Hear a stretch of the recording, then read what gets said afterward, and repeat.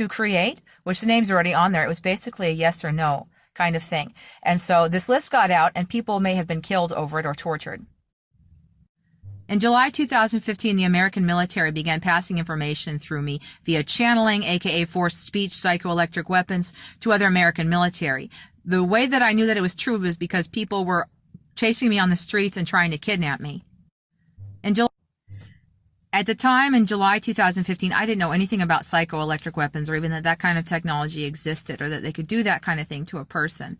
And so I thought this was part of my own psychic ability. And so I thought I was helping the American military. And I also thought that some of this, they trained me how to use this equipment basically from my end of it and how to help them. And so they remotely trained me. So I thought that I was going to get a job out of it, basically. So I allowed them to train through me and with me, basically. And so I continued to help the military, because a lot of the information that got passed through me was that there were American service members in government who were part of these cults that were capturing our own military, torturing them to death, cannibalizing them, and covering up the whole thing. And people found out about me and what they were doing with me, and those people were selling information. There were people who tried to capture me, people from the Middle East who tried to capture me, Americans.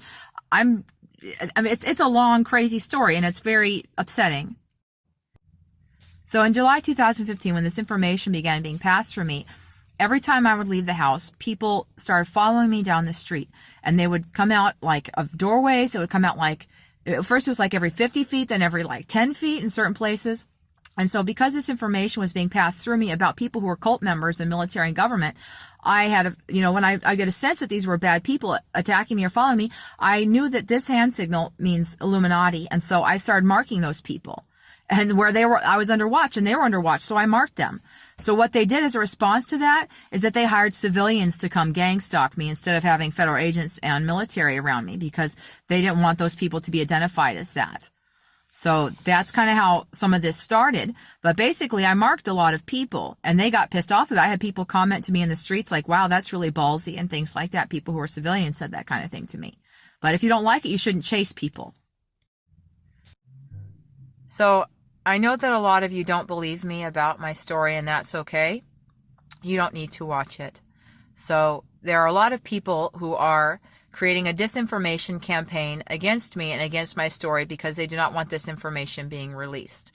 And so a lot of the people who've come up against me are extremely wealthy, and so they have paid people to be part of this disinformation campaign, and I really don't care if you're going to speak out against me. Anyway, so continuing on with what's happened, I was on Maui between November of 2015 and January of 2016, and there was a lot of military activity around me at that time.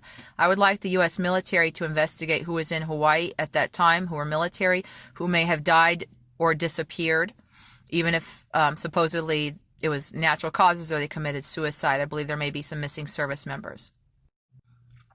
The list I was talking about was released, it was either September or August of 2015.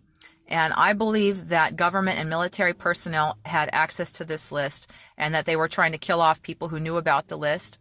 And so there was a fight going on. It was released while I was in Colorado, and then I went back to Maui, and they were chasing me on basically a daily basis, trying to kidnap me. There were a few home invasions that happened, and they released in the newspaper an article about ISIS Trolling Day, and it was on my father's birthday. It still is, and they still do stuff. It's December 11th.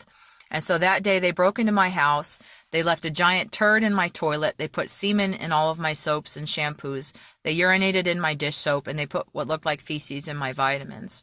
And so every year they've done something else, and I believe that they now use December 11th as code when they kill Illuminati or anti-Illuminati operatives or other people who maybe want to leave. The list I was talking about was released